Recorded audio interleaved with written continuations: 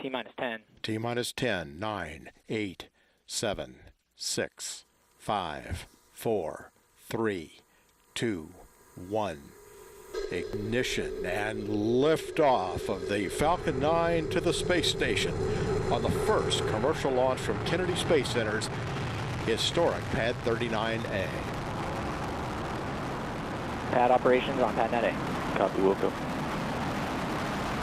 Stage 1 propulsion phenomenal.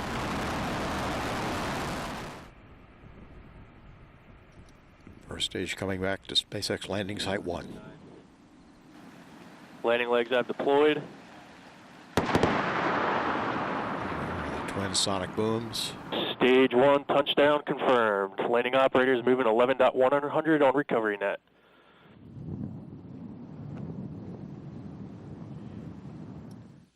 And Dragon has separated. Spacecraft separation. And the solar arrays are now deploying. Right on schedule. And the arrays appear to have deployed successfully.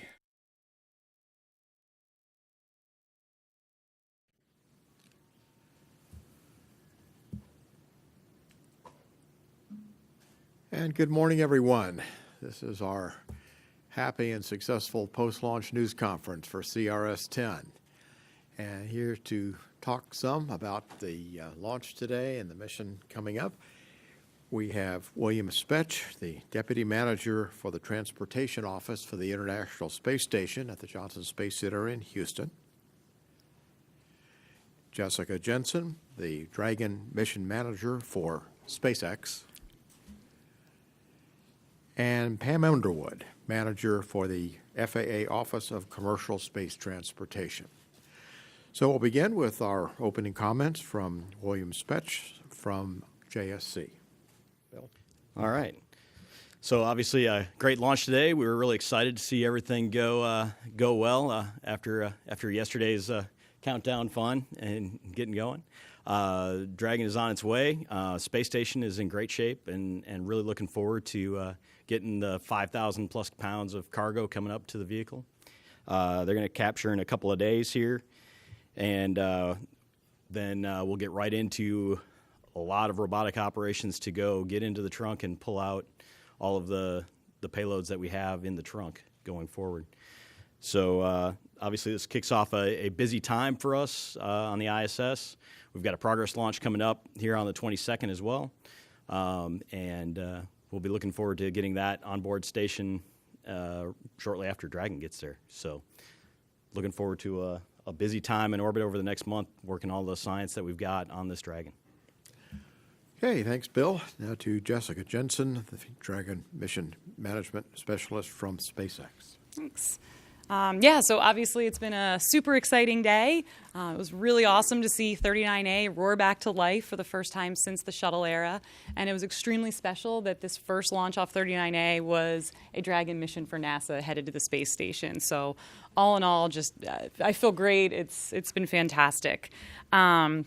So Dragon is doing well, as you guys saw from the video. The solar arrays have deployed. The thrusters are firing. Dragon is headed to the space station and will arrive there very early Wednesday morning.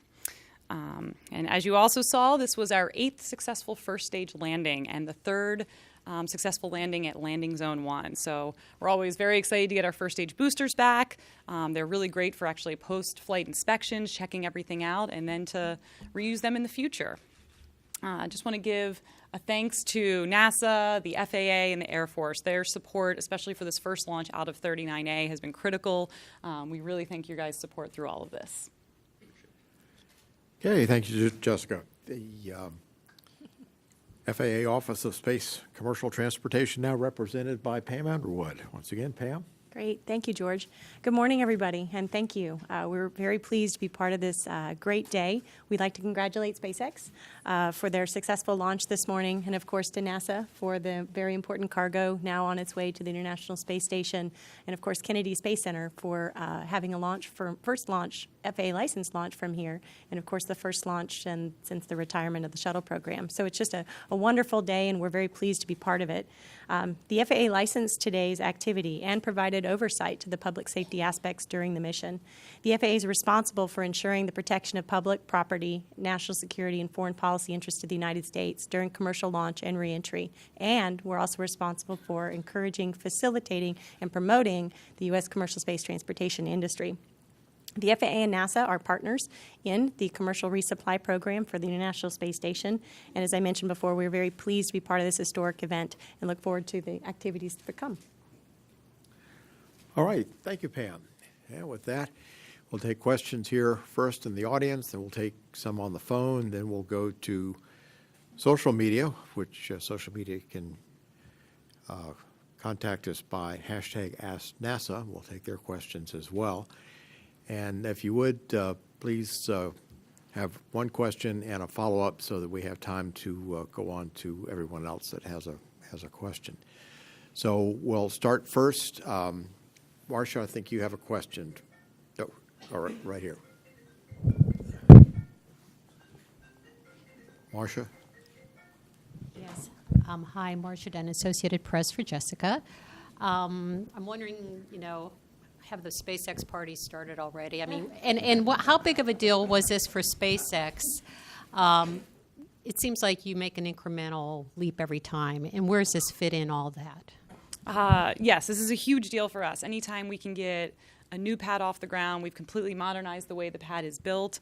So yeah, it's super exciting, and you're always a little bit nervous. We've run tons of tests to ensure that the hold downs would release properly, and as you guys see, the strong back throws back in a different way than it used to at pad 40. And we've done tons of ground tests, but we've never made it an actual rocket with a payload on top for that. So to watch that happen for the first time was just amazing. Yeah, so I'm sure the team will be out celebrating tonight. As of now, we're still, watching Dragon and ensuring that it gets to, on its way to the space station safely. It still does checkouts for the next several hours. So, but all is looking great. We're not expecting any issues, but yeah, we'll be out tonight if you want to find us. All right, another question? Yes, right back here. Hi, Tim Fernholtz from Quartz. This is also for Jessica. I know yesterday the launch was scrubbed for a couple of issues. Can you talk through what SpaceX did to address those overnight? Were there technicians inside the rocket? Was it something you could look at from outside just to understand what happened? Sure, yeah, we scrubbed for one issue yesterday. It was for the thrust vector controller actuator on the second stage. We have two actuators on the second stage, and they steer the second stage nozzle through the second stage flight. So what happened was yesterday we run several checkouts leading up to T0. And while the behavior we were seeing on the backup mechanism was within our allowables, it was slightly out of family for each of the different checkouts. And it was something that we hadn't really seen before. And just so out of an abundance of caution, we called that actuator suspect, and we decided to scrub for the day. So we looked further at the data. We did isolate it to the actuator itself and decided to remove and replace that actuator last night. So yes, we did have to bring the vehicle horizontal and have technicians go in there and replace it. And then we were doing, in parallel with that, doing lots of analysis, checking everything out, ensuring that there wasn't some other, issue we were missing. So we replaced the actuator last night, ran checkouts on the pad, and then, that all went perfectly nominally, and then checked out again today throughout the count, and everything looked as expected. All right, Jay? Jay Barbary with NBC News. Right now, Jessica, what's your best guess on when we'll fly the uncrewed flight and the crewed flight? So the uncrewed flight is aimed for the end of this year, and the crewed flight will be next year. I can't give exact dates right now, but yeah, we are aiming for the end of this year and early next year for the crewed flight. And as a follow-up, would you please post on the SpaceX billboard when you get over there, for none of your SpaceX drunks to call me anytime during the night to get them out of jail. I'm tired of doing it. Will do. All right, a question right here on the front row. Hello, Kyle Brown with Media Majors, corresponding for the Planetary Society. This question's for Jessica. Given the successful return to flight from Vandenberg and now from 39A, what pad is SpaceX targeting for the first reused Stage 1 booster? That will be 39A as well. The launch is scheduled for March, so it's coming up very quickly. It's our SES customer, and so look out for it soon. Ken? Hi, thanks. Ken Kramer, Universe Today, Northeast Astronomy Forum. For the FAA, can you describe a little bit more all the work that you do, since this is brand new for launching a Falcon 9 off of 39A? Can you describe that in some detail? As well as why did this take till pretty much the last second, almost, Friday afternoon to issue the license? Thank you. Well, thank you for the question. The FAA licenses for public safety, as well as national security and foreign policy interests of the United States. Our regulations are devised as such so that we make sure that those elements are addressed and compliant before we issue a license. So specifically for this launch, we do the same thing we do for every launch. It's a great day for SpaceX and a great day for 39 Alpha, but the regulations are the same regardless where you fly from. So that's a nice thing for the commercial space industry, that you have that consistency across wherever it from. It also means that effectively our job, we review the same things each time we go through it. Vehicles change, locations change, absolutely, but we do apply the same approach, the same level of rigor with regard to public safety for every launch. Specifically for this flight, of course, the license was issued. We have 180 days from the application acceptance to when we can, by law, when we can or should by law issue a license, and we were well within that for this particular launch. We did not issue the license until we made sure that we did review all of those regulations to make sure that the public safety elements were satisfied. But once we had that, we went ahead and issued the launch for the activity that took place this morning. Because of the Amos 6 explosion, were there any complications? For this particular activity, we had previously closed the Amos 6 investigation well in advance of this particular activity, so there wasn't, from our perspective, no. Okay, right here, Jim. Jim Siegel, I'm with the Celebration News and Spaceflight Insider. I have a follow-up for Pam based on what Ken was asking. Could you tell us a little bit more about how you physically oversee the process? Do you have people looking over the shoulder of the engineers and others at SpaceX? And are you on the pad or in the building where they build up the rocket?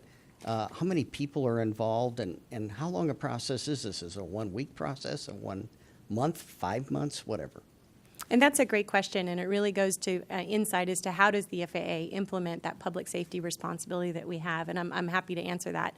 The FAA, we have 180 days, as I previously mentioned, from the time a license is accepted to when we need to issue a determination for a particular launch. So that goes to the level of involvement well in advance that we have with the companies and getting ready for and preparing for the activity. With regard to your second question, which I think is closer in, once the license is issued, how do we then go make sure that everything is satisfied? That's through a process we called safety inspection, and we do have people on site. There's a space safety inspection team that is present for inspections of public safety elements, things that are critical for public safety, installation of things that are critical for public safety. So our folks have been on the ground with SpaceX now for weeks and months leading up to this activity. That would include, on day of launch, we had 2 safety inspectors sitting on console right there in the SpaceX Launch Control Center watching. And again, we're looking for compliance, demonstration of compliance. You know, in advance of the launch, the company, in this case SpaceX, told us how they were planning on meeting our very important public safety regulations, and we're there to follow up to make sure that that's actually going how. As a follow-up, have you ever withheld a license in the past for any particular launch for any particular reason?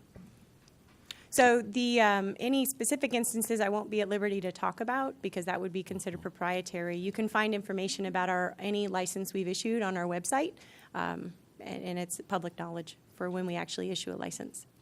Thank you. All right, back over here. Irene in the back. Wait for the mic just for a second. Hi, Irene Klotz for Jessica. I may not just be understanding how the system works, but with the clouds today, I was just curious if the autonomous flight safety system, does that give SpaceX any more leeway to fly there's no longer as much line of sight needed for range safety, or does it affect anything other than the actual detonation of that system if it should be flying off course? Thanks. Sure. So Pam can correct me if I'm wrong, but I believe that most of the weather rules don't have as much to do with radar tracking as they do with vehicle safety. So one of the things you worry about is building up a charge as you go through clouds on the vehicle. And so that's independent of, range and radar assets. So it would have been the same, if those clouds had hung around longer today and would have been the right type of clouds, we wouldn't have been able to launch, even with our autonomous flight safety system. All right. James, did you have a question? Yes. All right. If you come right here to James Dean. Thank you, James Dean, Florida Today. Jessica, I was wondering if you could tell us of the boosters you've recovered to date, prior to today, of course, how many does SpaceX consider to be reusable, I guess, for additional flights beyond, again, we know SES-10 coming up. And just about the landings in general. I mean, I guess we keep asking, does it seem routine? But it does seem to be becoming more routine now. Is that your expectation every time now? Or just kind of where are you at with your sense of the chance of landing successes? Yeah, so it is our expectation, but again, it's a secondary goal. If we do lose a first stage, it does not hurt our business in any way. It only helps our business when we recover it. So again, it does not affect the primary mission at all. We will still deploy satellites into orbit and Dragon into orbit. If the first stage winds up not making it back to land or not landing on the drone ship, it's not a big deal. But like I said, when we can get them back, it's great, and then we can reuse them. So right now, as of today, this is the 8th one that we've recovered. And we have, so of the 7 we had before, there was one of them that we used for extensive life testing in Texas. I think we had published some information about that we ran it through. I can't remember how many mission duty cycles, or it's the equivalent of a flight, and we ran it through, I think, 8 of those. So we basically took a flown booster and then put it on our test stand in Texas and just kept running it repeatedly as if it was seeing flight multiple times. So we would not likely refly that one. All the other ones are looking good and are potential candidates for reflight. But some we may choose to just do inspections on, which can be very useful for the company. We also have to work with our customers to ensure that they are okay with using reflown rockets. So we haven't decided which ones are going to which customers and which ones will be flown, but as we move forward, we expect to be able to refly more of them. Okay, we're going to take a couple of social media questions here right now and then come back. Cool, thanks. I'm Emily Fafar with NASA Social Media. This first Ask NASA question comes from Thomas on Twitter, and he wants to know how much time does it take to prepare 39A from one launch to the next? I can answer that one. So it's roughly 2 weeks. Yep, and depending on, we added significantly more blast protection at 39A compared to what we had at Pad 40, just based on lessons learned. So we're hoping that the turnaround, along with the massive water deluge system that we now have, protected the pad and that we can actually turn it around pretty quickly. But as of now, we're assuming that's going to take 2 weeks. Great. And the second one comes from Pauline. What is the reasoning behind the decision to have the strong back pull away differently than before? So the reason for the strong back pulling back differently, forget this one. So partly it's to help with the umbilicals. So we have the umbilicals that come off basically the strong back is what it's called. All of your electrical and plumbing runs through there, and then those connect to the vehicle through umbilicals. And we will be able to make what we would say like higher reliability umbilicals, not as long, they won't get caught on things the way we have the system currently set up today. All right, more questions over here. Let's go right here on the end. Chris Gebhardt with NASA Spaceflight. Wondering if you can talk about the work that still has to be done on Pad A for the Crew Dragon missions coming up, and how that work's going to be balanced with the cadence of launches that are coming up on that pad until Slick 40 is ready again. Sure thing. So the main thing we have to do is add the crew accommodations. So we are in the process of building an arm that the crew will actually come out onto Dragon on that at a higher level from the tower. So we have to get all of that underway. The goal is, now that we've had our first launch at 39A, we'll obviously do inspections after flight today, see how it looks, but the goal is to send most people back over to Pad 40 to start getting that back up. We hope to have that up and running sooner sometime this year, and that by doing that, by shifting most of our commercial satellite missions over to Pad 40 while keeping Dragon missions at 39A, that we'll be able to spread the missions out enough so that we can get all the crew work done in time. And is the pad, when it was configured for today's launch, is it also ready to host the first Falcon Heavy launch? It and is. What's the schedule for that? I forget the schedule. I don't have the exact date off the top of my head, but it is configured for Heavy. All right, more questions over here. Yes, right here.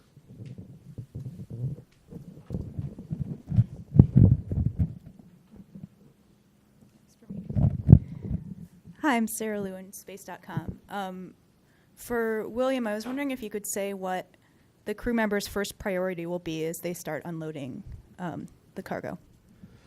So the first thing, we have a lot of time-critical stuff that we bring up that gets loaded very late into the vehicle. So their first steps for the crew will be getting that offloaded onto the vehicle and getting into the experiments. I think one of the first things is the rodents and getting them, all of our mice set up and in their accommodations on board. And then also the ground teams will be working very hard and very quickly on the robotics ops, as we talked about, to change out the science that's in the trunk, pull it out, and then put it in its spots in orbit and put additional cargo back in that's no longer being used and to have that disposed of. Can you say what any of those payloads that are returning back down in the trunk are? I can't remember off the top of my head. I apologize. I'd have to get back to you. All right, any more questions over here? Let's come right over here on the end, and then we'll go over to this side of the room. Thaddeus Cesari with the Utica Phoenix. Speaking of the Falcon Heavy, I was hoping to hear if there's going to be any recovery attempts for the boosters. Yes, there will. It's about all I know, but we are definitely planning to recover the boosters. 1, 2, 3, all? All of them. All right, let's try again. Let's come over here on right here on this edge of this side.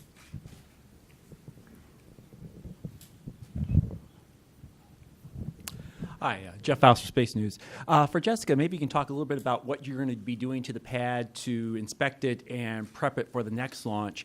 And for Pam, what's FAA's role in the review and oversight of that before issuing a launch license for the next commercial mission?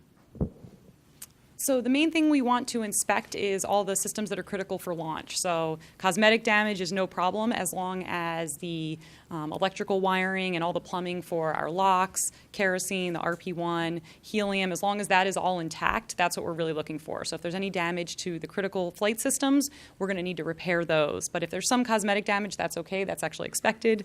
But that's mainly what we're looking for, making sure the critical systems are ready for the next flight. Great. Right. And I'm sorry. Go ahead. I didn't know if you wanted, for my part of that question, Jeff, the FAA, as I've mentioned before, we issue licenses for public safety, national security, foreign policy to the United States. We will follow the same process we've done before. When we're certain that those elements of public safety and our regulations are satisfied, then we'll issue the license.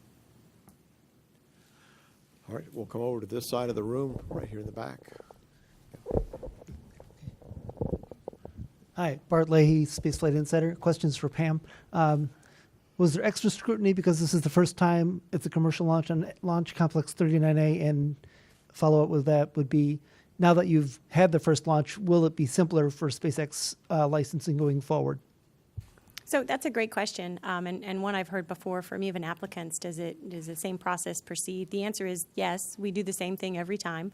We look at the same regulations. The same regulations apply for every particular launch. You know, with regard to whether or not it's easier or more scrutiny on this particular launch, we have to satisfy public safety, and the public safety elements that we have to satisfy are consistent across all launches from anywhere that we license.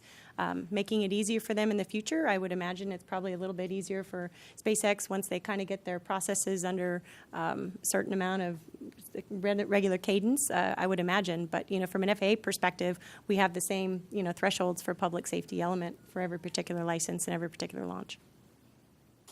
All right, right here. Hi, Ken Chang, New York Times. For Jessica, what's the condition of 40, and what do you have left to do to make it operational?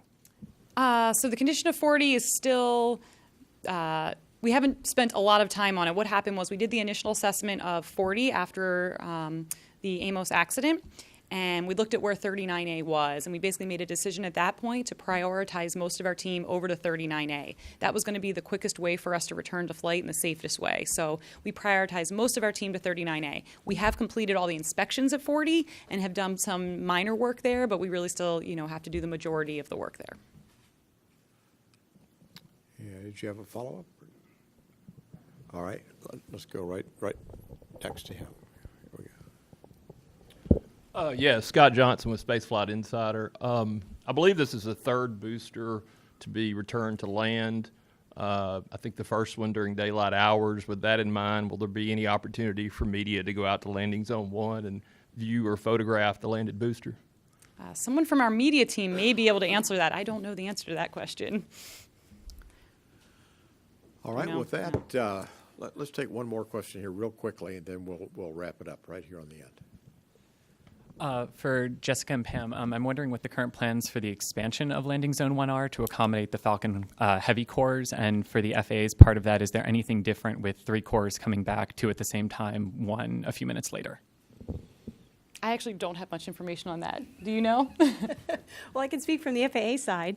Again, the same regulations will apply when it is in fact 3 boosters, whether or not it was 3 or 1. We look forward to working with SpaceX and reviewing those elements once they're determined.